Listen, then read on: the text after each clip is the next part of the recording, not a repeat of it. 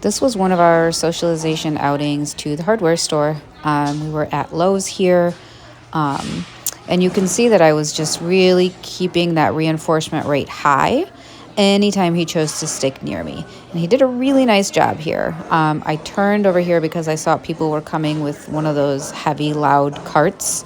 They were rolling it towards us, and I didn't want him to get nervous. I knew that he could hear it, so he was exposed to the sound, but I didn't want to be too close and like freak him out, right? So I turned there, and then we just kind of kept walking.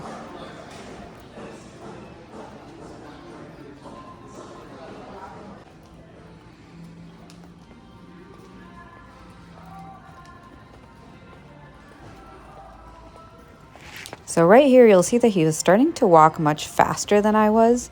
So I used my little redirection tactic, which is saying, hey, as soon as he starts kind of heading towards the end of the leash.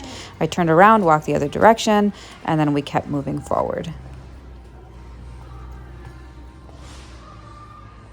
Find kind of a quiet aisle where we can do some mat training.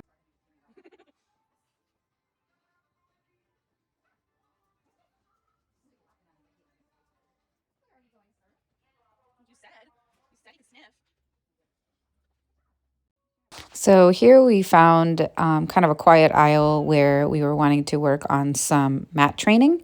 But a customer came by and was kind of admiring how cute he is.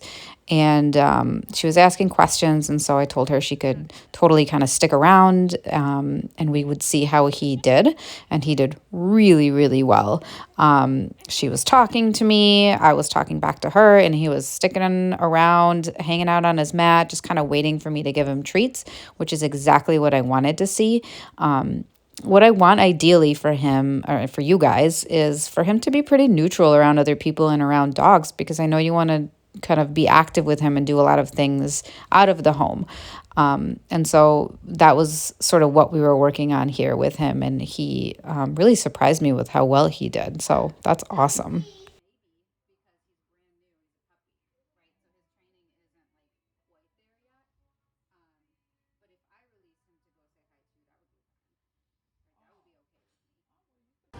So here again, you can sort of see me using that loose leash walking technique. I said, hey, he came back to me. This time I rewarded him with food. Then again here, I said, hey. And then instead of rewarding him with food as soon as he came back to me, I just turned around and changed directions. Those flaps over there those plastic flaps where they bring things in, or maybe they have vehicles that drive through there. I really like exposing dogs to those because they can be kind of scary. So as long as the dog's not scared of them, that's great.